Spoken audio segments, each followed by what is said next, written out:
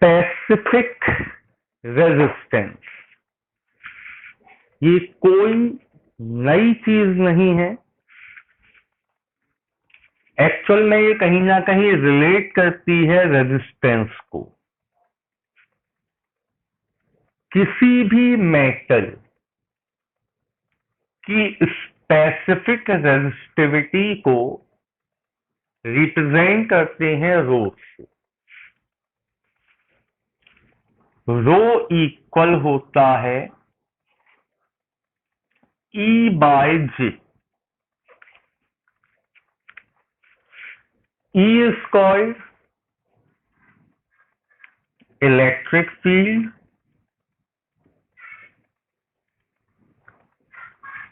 and J is current density। आपको याद हो, एक बहुत छोटा सा टॉपिक था नोट्स में, करंट डेंसिटी। तो specific resistance is the ratio of electric current electric field and current density. ये केवल डेफिनेशन के लिए है, आगे इसका कोई यूज नहीं है।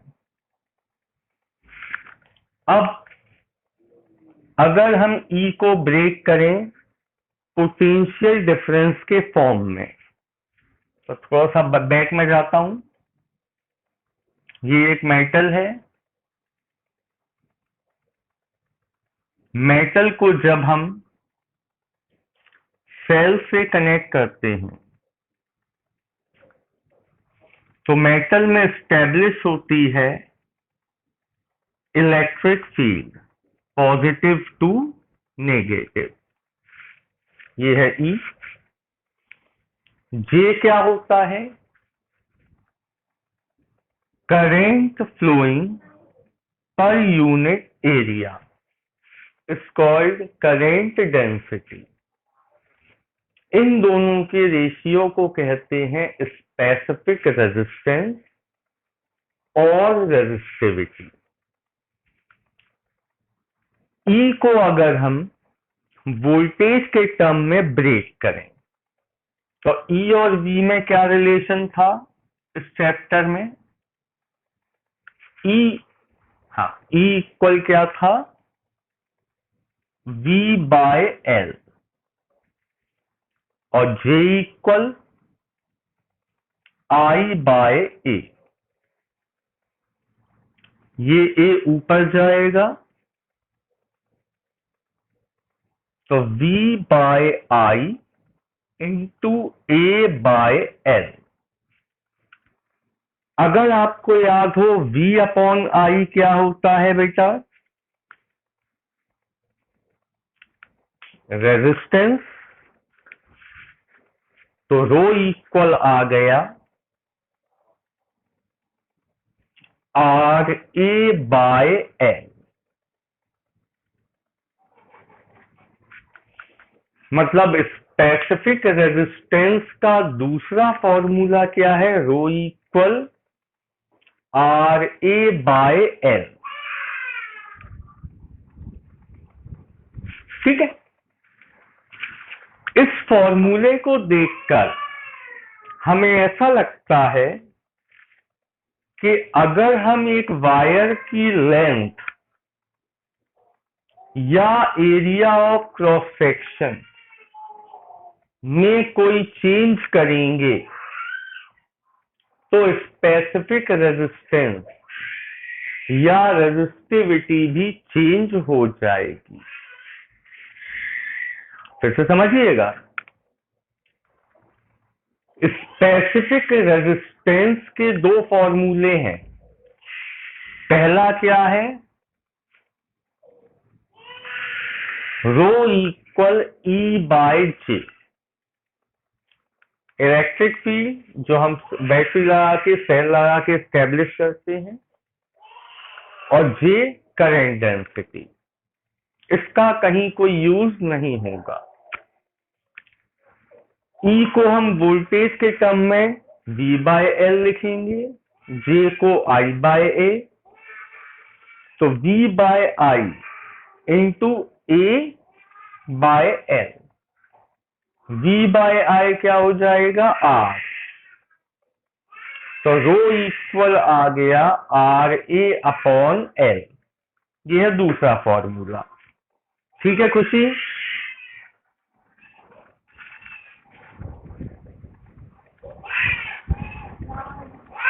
खुशी, आपने लेट ज्वाइन किया था इसलिए आपको बताया ही मैंने। ठीक, इस फॉर्मूले को देखकर लगता है कि अगर हम एक वायर की लेंथ या एरिया ऑफ क्रॉस सेक्शन में चेंज करेंगे तो उसकी रेजिस्टिविटी भी चेंज हो जाएगी। इसीलिए इस पर बहुत सारे कॉन्सेप्चुअल बनते हैं। कैसे बनते हैं सुनिए। Conceptual number first,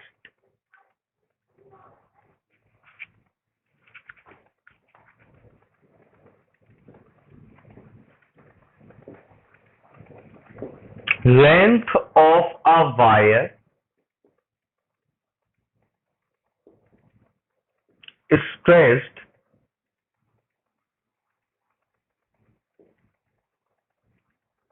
to double.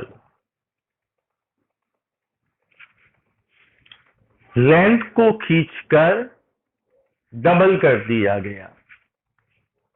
What will be new resistivity?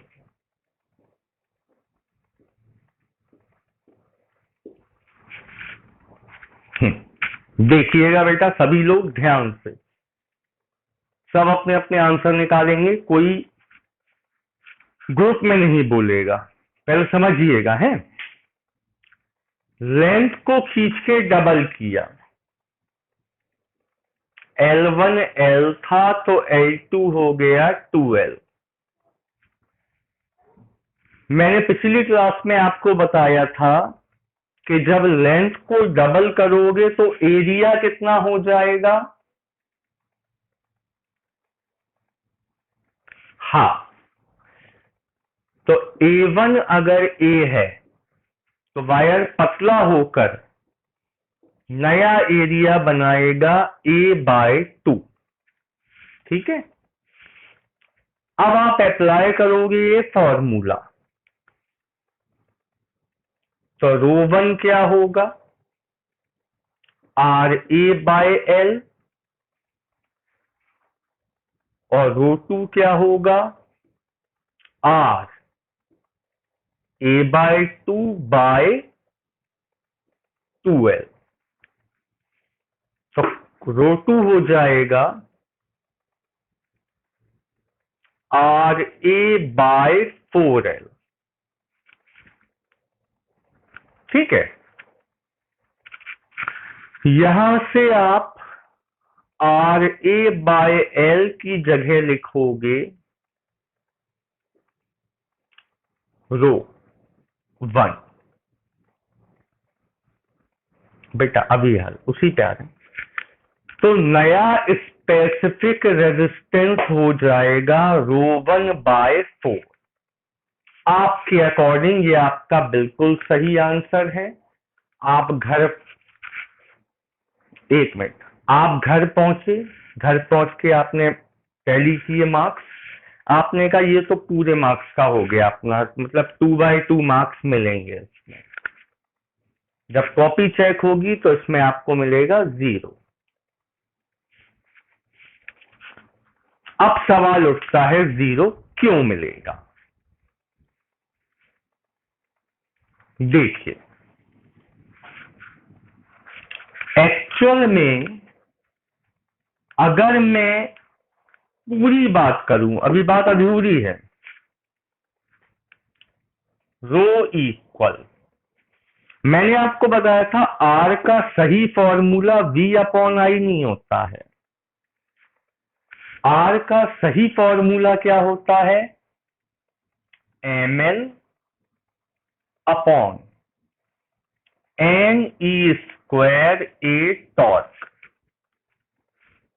ये मैंने आर की वैल्यू रखी, इनटू में ए बाय एल, तो ए से ए कैंसिल हो गया, एल से एल कैंसिल हो गया, तो एक्चुअल में स्पेसिफिक रेजिस्टेंस का फॉर्मूला एम बाय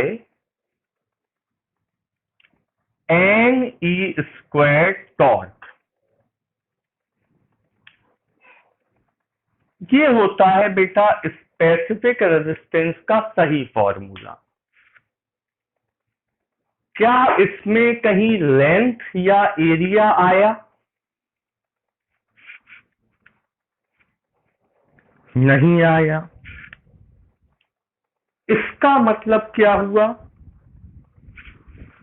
आप वायर की लेंथ को कितना भी स्ट्रेच कर लो, उसके स्पेसिफिक रेजिस्टेंस में कोई फर्क नहीं आएगा, क्योंकि specific resistance does not depends on area of the wire, area of cross section of the wire or length of the wire. Is it clear?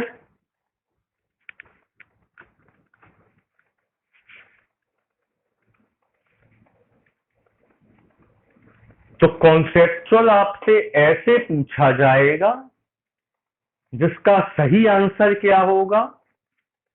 Row equal M by N E square torque shows that specific resistance does not depends on length or area of cross section of the wire, so it will remain constant. Clear?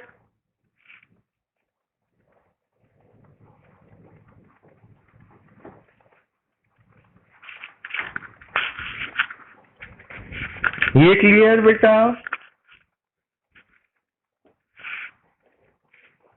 ठीक, आगे चलते हैं। अब सुनिए, specific resistance of a metal wire depends on number of free electrons in the metal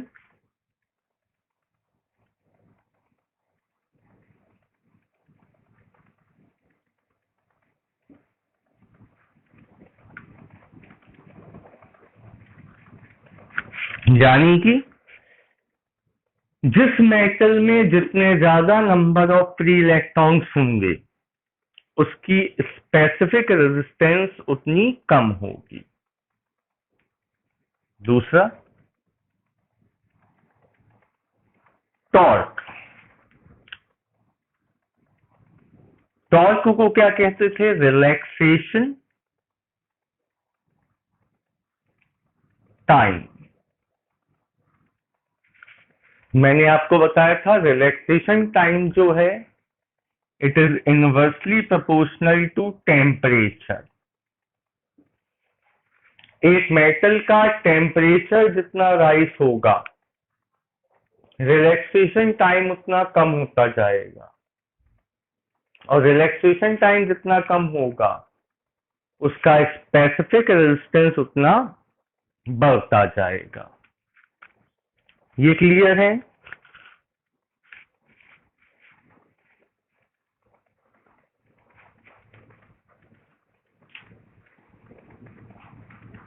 इस behalf पर ρ2 equal होता है ρ1 1 प्लस अल्फा डेल्टा टी। जो रिलेशन रेजिस्टेंस का था टेम्परेचर के साथ, वही रिलेशन स्पेसिफिक रेजिस्टेंस का है टेम्परेचर के साथ फॉर अ मेटल। ये क्लियर?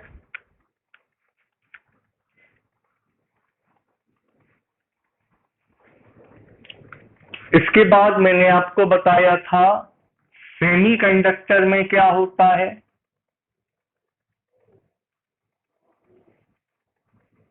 जस्ट अपोजिट, सेमीकंडक्टर्स जैसे कार्बन, सिलिकॉन, जर्मेनियम, इन सब में रिलैक्सेशन टाइम,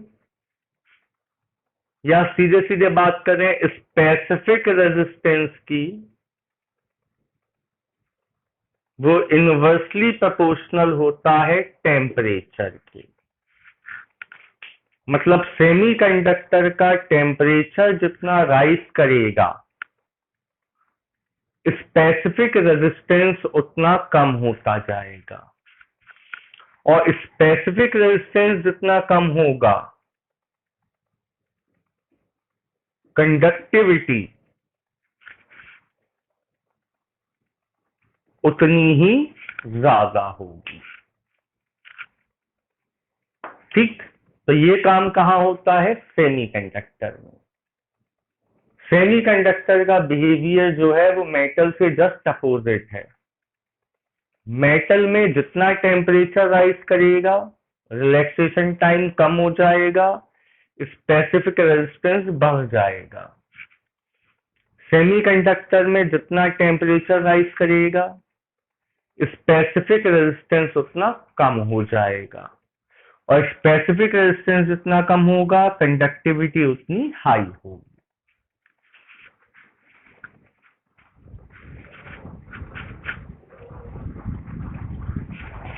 नहीं बेटा, ये फॉर्मूला केवल और सिर्फ केवल कंडक्टर्स के लिए वैलिड है, बाकी कहीं भी इसका यूज नहीं कर सकते। ठीक है, चलिए, तो ये हमारा कुल मिला के टॉपिक कहां तक हुआ? पहले हमने सीखा एक मेटल में करंट कैसे फ्लो होता है, फिर हमने सीखा एक मेटल में रेजिस्टेंस कैसे आता है, फिर हमने सीखा रेजिस्टेंस का रेसिप्रोकल कंडक्टेंस कहलाता है, इसी तरह रेजिस्टिविटी का रेसिप्रोकल कंडक्टिविटी कहलाता है। इनमें कोई बहुत ज्यादा अंतर नहीं है। अब मेन टॉपिक पे आते हैं। बेटा आप सबने रेजिस्टेंस देखा है? क्या आप सभी ने रेजिस्टेंस देखा है?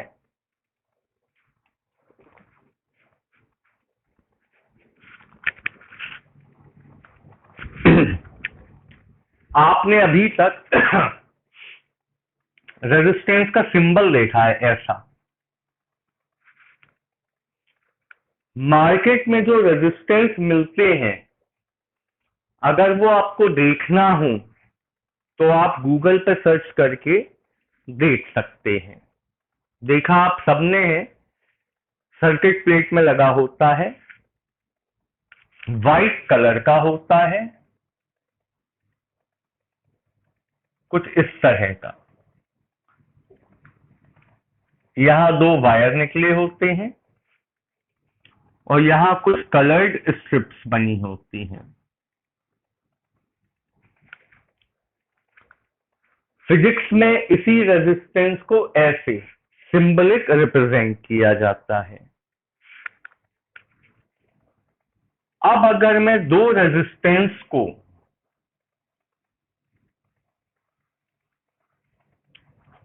सीरीज में कनेक्ट करूं और सप्लाई वोल्टेज दूं V, तो आप सब जानते हैं कि इन सीरीज फॉर्म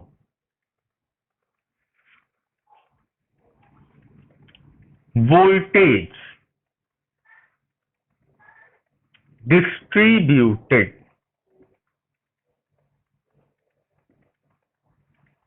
मतलब अगर यहां से आपने 100 वोल्ट की सप्लाई दी तो हो सकता है 25 यहां, 75 यहां, हो सकता 50 वोल्ट 50 वोल्ट, हो सकता 75 वोल्ट 25 वोल्ट।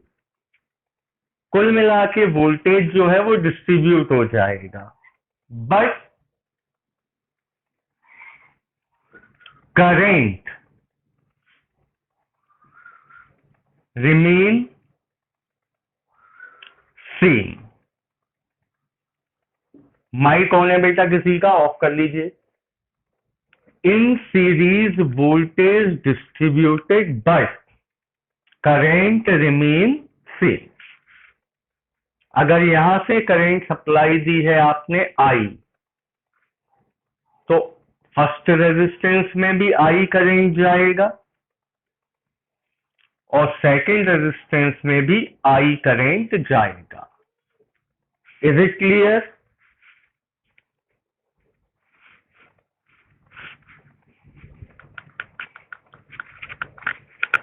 तो यहां वोल्टेज V1, यहां वोल्टेज V2, V1 और V2 मिलकर वापस से क्या बनाएंगे? Supply voltage V।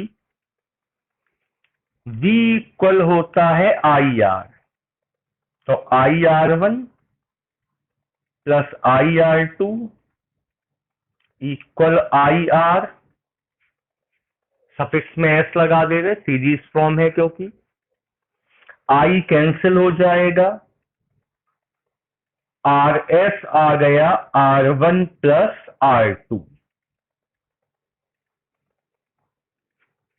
कौन से फॉर्म की बात हो गई ये? सीरीज। ध्यान से देखिए, इसमें सीधे सीधे ऐड हो रहा है, मतलब अगर ये 2 और ये 3 तो आंसर आएगा 5। मतलब सीरीज में आप कब रेजिस्टेंसेस को लगाएंगे?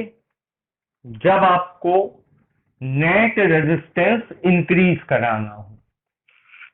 भाई मान लीजिए सर्किट में एक सर्किट बनाया आपने जिसमें आपको रेजिस्टेंस चाहिए 5 ओम, बट आपके पास दो कैपेसिटर हैं 2 ओम और 3 ओम के, तो आप कैसे 5 ओम बनाओगे?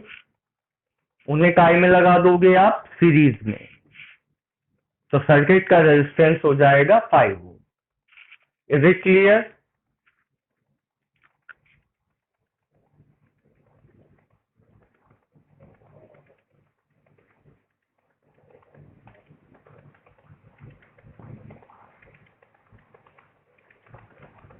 अब बात करते हैं पैरेलल फॉर्म की। पैरेलल फॉर्म में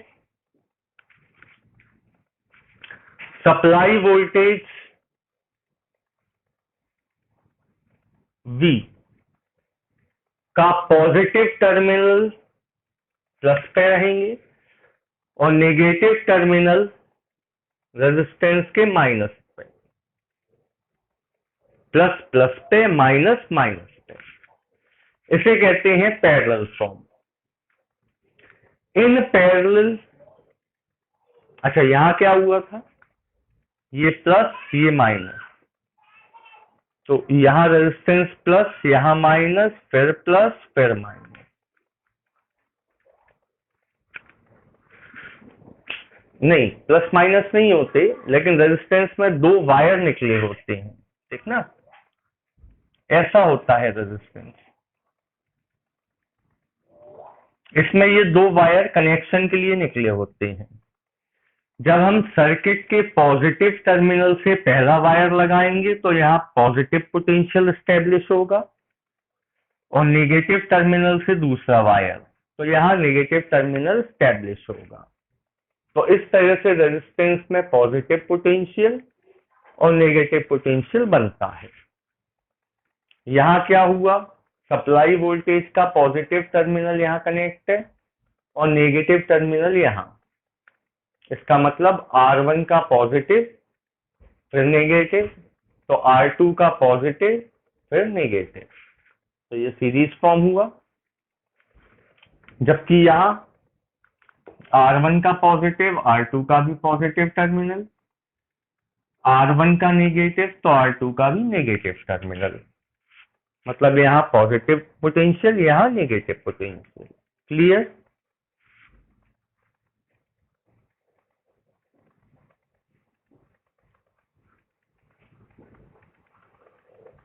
पैरेलल फॉर्म में क्या होता है? Current distributed, but voltage remain same. मतलब अगर यहां से आपने 12 वोल्ट की सप्लाई लगाई है तो इस पे भी 12 वोल्ट रहेगा, इस पे भी 12 वोल्ट, डिस्ट्रीब्यूट नहीं होगा। जबकि करंट इस टर्मिनल पे आके, इस जंक्शन पे आके ऊपर अलग जाएगा, नीचे अलग, करंट के दो पार्ट हो जाएंगे। तो current distributed while voltage remain constant. यहां से करंट आई चला तो दो पार्ट हो गए, I1 और I2।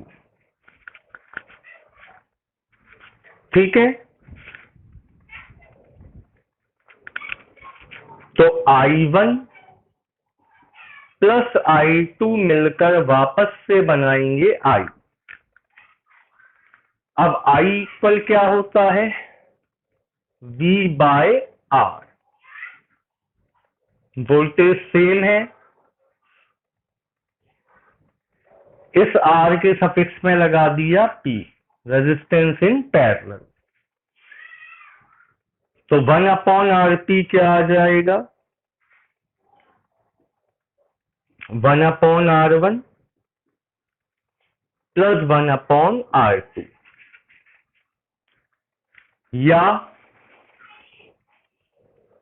RP equal R1 into R2 upon R1 plus R2। LCM लोगे तो एंड में ये आएगा। अब बताइए, ये 2 ये 3, नेट रेजिस्टेंस क्या आएगा? 2 3 जा 6 और 2 प्लस 3 5, 1.2 आएगा। मतलब 2 से भी कम और 3 से भी कम, आंसर आया 1.2। तो पैरेलल फॉर्म का यूज आप कब करोगे? जब आपको सर्किट का रेजिस्टेंस कम करना हो। आपको एक सर्किट बनाना है जिसका रेजिस्टेंस है 1.2 ओम। प्रॉब्लम यह है कि आपके पास एक 2 ओम का रेजिस्टेंस है और एक 3 ओम का, इसके अलावा कुछ है ही नहीं। तो इनको मिला के 1.2 कैसे बनाओगे? पैरेलल फॉर्म में कनेक्ट करोगे तो नेट रेजिस्टेंस सर्किट का हो जाएगा 1.2। तो सर्किट का नेट रेजिस्टेंस इंक्रीज करने के लिए सीरीज फॉर्म, डिक्रीज करने के लिए parallel form. Is it clear?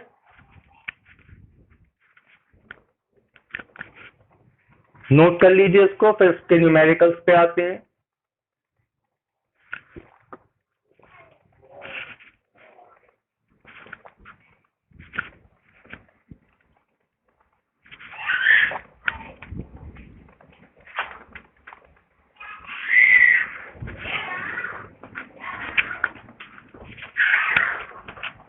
अब पहले बुकलेट से अलग एग्जाम्पल्स, बहुत simple simple example. First, booklet में नहीं है बेटा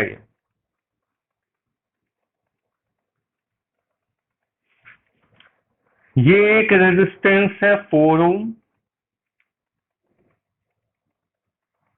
ये एक रेजिस्टेंस है 2 ओम। साइन आ,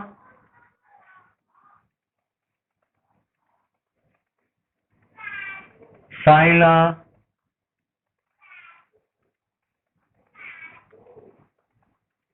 साइन आ, शायद आवाज नहीं आ रही है।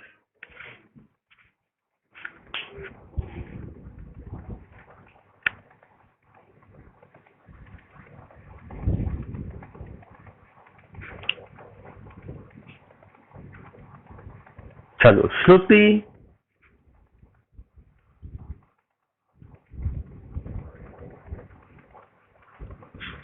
आंसर बताइए बेटा, नेट रेजिस्टेंस क्या आएगा?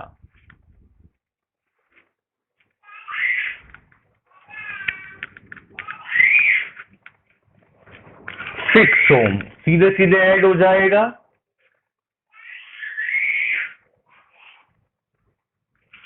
Net resistance R S equal हो जाएगा 4 + 2 = 6 ओम। Second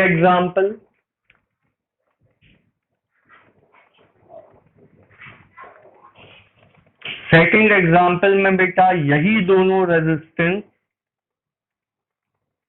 now they are connected in parallel form. 4 ohm 2 ohm. Supply voltage है V।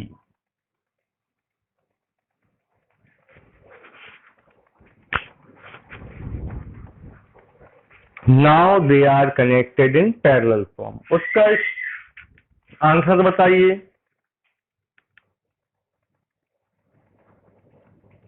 RP = R1 × R2 upon R1 + R2। 8/6 that is 4/3 ohm. क्योंकि आप कैपेसिटर में ऐसे क्वेश्चन कर चुके हैं तो आपको बहुत सिंपल लगेगा ये काम। बस कैपेसिटर और इसके फॉर्मूले अलग अलग हैं। उसमें जो पैरेलल में था वो यहाँ सीरीज में है, उसमें जो सीरीज में था वो यहाँ पैरेलल में है फॉर्मूला। बेटा थर्ड एग्जाम्पल में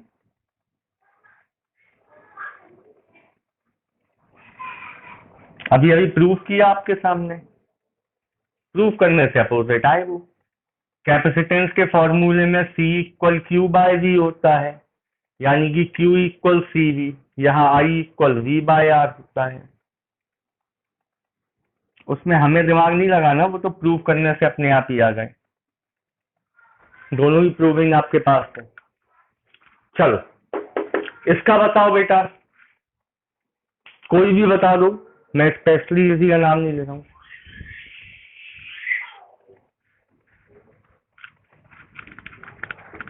क्या रूल क्या बताया था मैंने?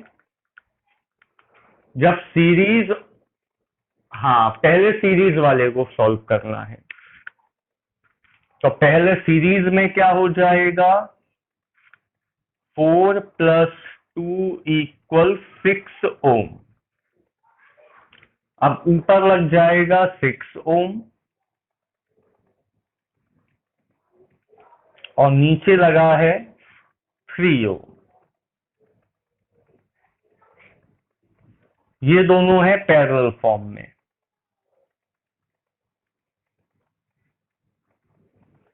पैरेलल फॉर्म में क्या होता है, 6 × 3/6 + 3, 18/9, 2 ओम। नोट कर लीजिए। फिर एग्जाम्पल 4 पे आते हैं।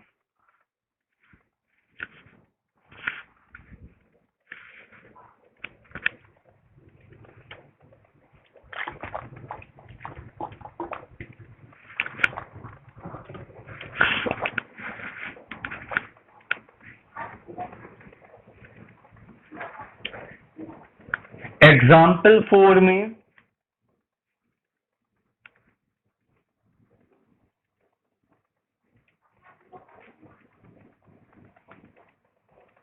यहां 4, यहां 2, आगे 3।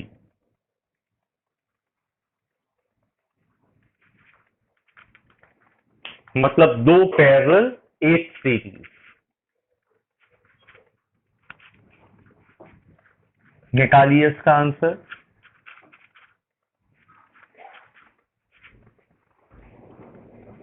13/3। RP हुआ 4 × 2/4 + 2, 8/6 यानी 4/3, ये आरपी हो गया। अब 4/3 और आगे लगा हुआ है 3, सीरीज में है, तो RS हो जाएगा 4/3 + 3, 13/3 ओम।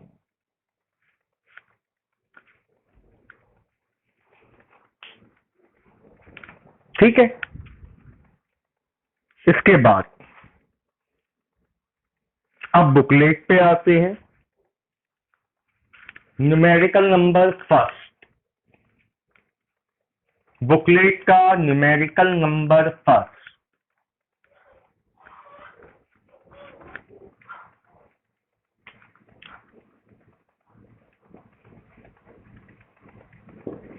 न्यूमेरिकल नंबर फर्स्ट है n resistance, each of resistance R। हमारे पास n रेजिस्टर्स हैं,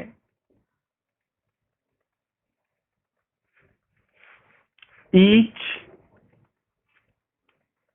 of resistance कैपिटल R, हर एक का रेजिस्टेंस है R। How will you combine them to get maximum effective resistance? बेटा इन सब को कौन से फॉर्म में कनेक्ट करोगे कि रेजिस्टेंस इंक्रीज हो जाए, मैक्सिमम मिले? तो सीरीज में ही होगा, यहां लिख लीजिए।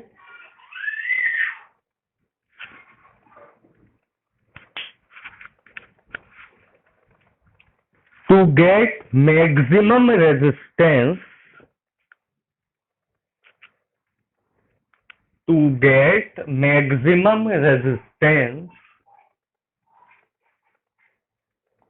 all capacitors should be connected in series. To get maximum resistance, all capacitors should be connected in,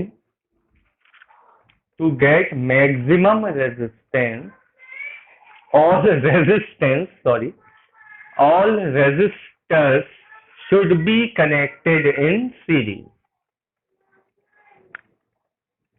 RS क्या हो जाएगा? R + R + R, कितने टाइम्स? n times. तो RS आ जाएगा n टाइम्स ऑफ R। ठीक है, चाहे R n टाइम्स ऐड करो या n का सीधे सीधे मल्टीप्लाई कर दो। इसके बाद टू गेट मिनिमम रेजिस्टेंस, अब मिनिमम रेजिस्टेंस के लिए क्या करोगे? पैरेलल में तो लिखिए, to get minimum resistance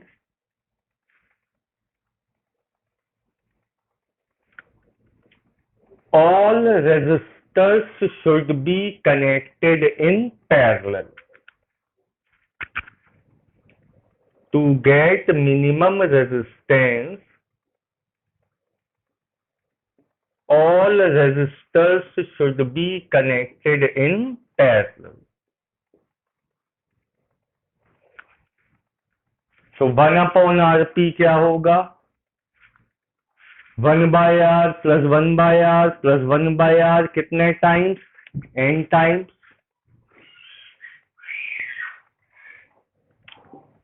n/R या RP = R/n, ये बन गई इक्वेशन सेकंड। अब आपसे कहा गया what is the ratio of maximum to minimum resistance? Maximum to minimum resistance का रेशियो, मतलब RS अपॉन RP। तो NR अपॉन R बाय N, N ऊपर चला जाएगा, R से R cancel, RS by RP आ गया N square. Is it clear?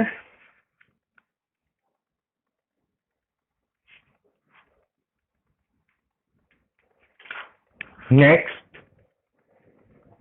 Numerical number 2। अच्छा न्यूमेरिकल है, ध्यान से समझना। We have three resistances, 1 ohm,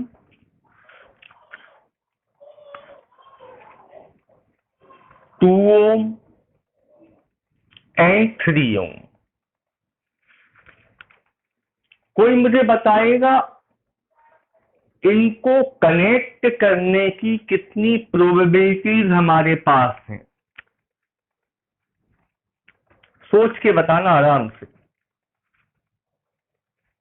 अगर हमारे हाथ में 3 रेजिस्टर्स हैं तो इनको हम कितने तरीके से कनेक्ट कर सकते हैं?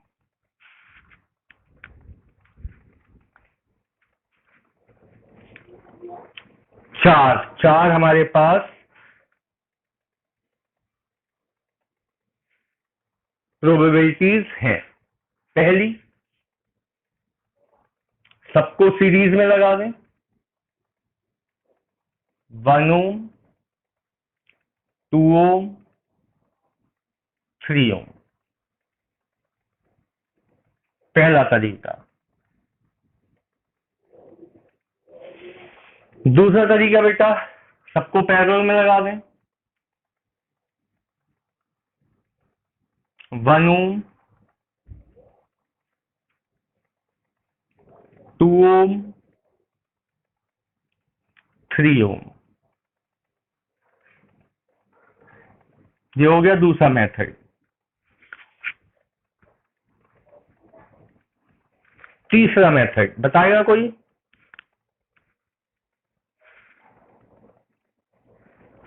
To parallel. अच्छा, सीक्वेंस ही रखेंगे, नहीं तो मेथड बहुत सारे हो जाएंगे। 1 ओम, फिर 2 ओम,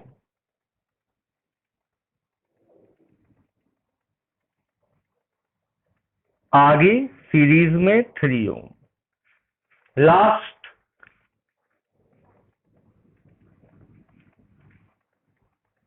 2 सीरीज, 1 ओम और 2 ओम, और एक पैरेलल।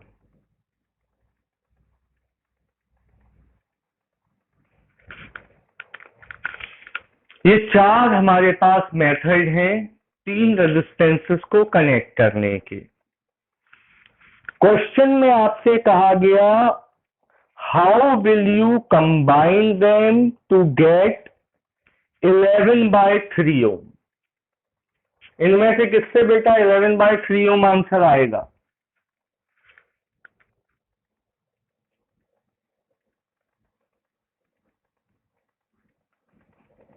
आराम से करके बताइए, इनमें से किस कॉम्बिनेशन में 11/3 ओम आंसर आएगा?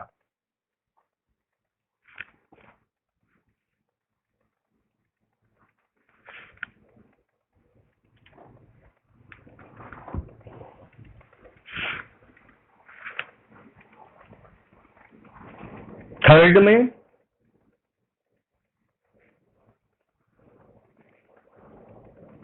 आराम से कर लीजिए, नहीं आएगा तो फिर मैं आगे बताऊंगा।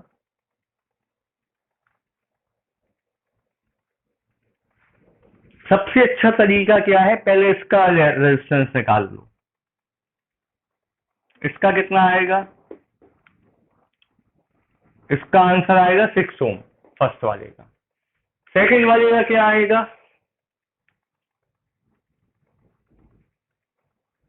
1/1, 1/2, 1/3। एलसीएम लिया 6, तो 6 + 3 + 2। 1/RP आ गया 11/6, तो RP हो गया 6/11 इसका। थर्ड में दोनों पैरेलल,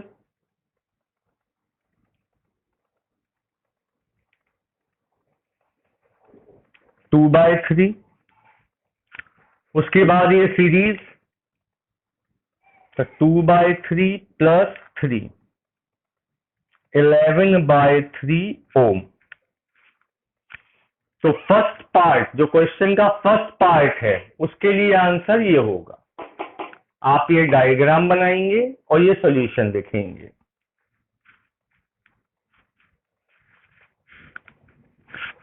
सेकंड पार्ट में, how will you connect them to get 11/5 ohm?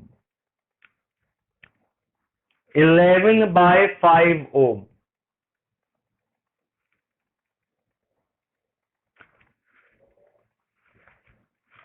इसमें आंसर क्या आ रहा बेटा? RS क्या होगा? 3 ओम। फिर 3 और 3 पैरेलल, तो RP होगा 3 × 3/3 + 3, 9/6, 3/2 ओम। इनमें से किसी से भी आंसर 11/5 ओम नहीं आ रहा। नाइस से, नाइस से, नाइस से, नाइस से। अब अब हम क्या करेंगे? अब सीक्वेंस चेंज करेंगे। 11/5 ओम बनाने के लिए अब हम क्या करेंगे? इनको आपस में चेंज करेंगे, या इनसे आंसर निकालेंगे। इससे और इससे तो नहीं आ सकता, क्योंकि इनमें सीक्वेंस चेंज भी करोगे तो भी आंसर में कोई चेंज नहीं आएगा। तो अब हमें अपॉन में कितना चाहिए? 5। याद रखना 11/5 ओम। तो 1 यहीं रहने दो। एक बार 3 को यहां लगाओ, 2 को यहां लगाओ, चेक करके देखो। फिर 3 और 2 को यहां करो, 1 यहां करो। रोहित जी, किससे आ रहा आंसर?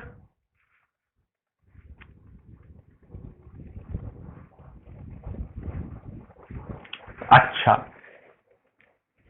3 और 2, यहाँ 3 लगा दो, यहाँ 2 लगा दो, यहाँ 1, तो 3 × 2/3 + 2।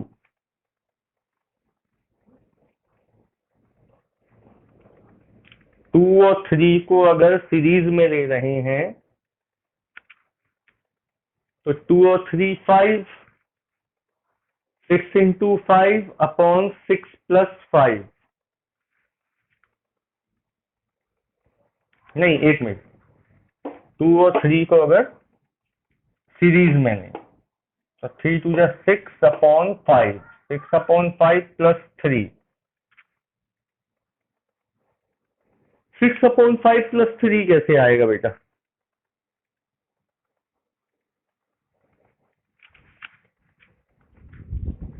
नहीं आएगा, इसी से आएगा। यहां 3 लगाओगे, यहां 2 और यहां 1, तो इससे आंसर आएगा 3 × 2/3 + 2, 6/5।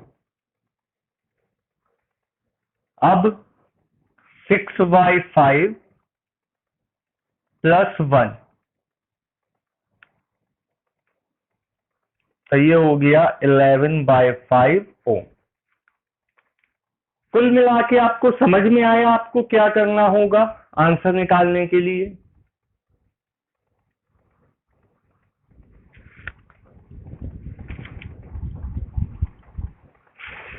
तो ये था न्यूमेरिकल नंबर 2। अगले में पूछा गया how would you connect them to get 6/11 ohm. 6/11 के लिए सबको पैरेलल में।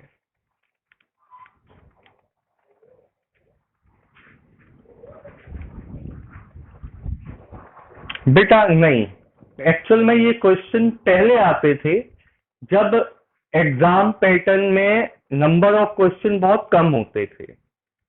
अब ये केवल कॉम्पिटेटिव जोन में आते हैं जिनमें आपके पास टाइम ज्यादा हो। जिनमें टाइम कम हो उनमें ये भी नहीं पूछे जाते।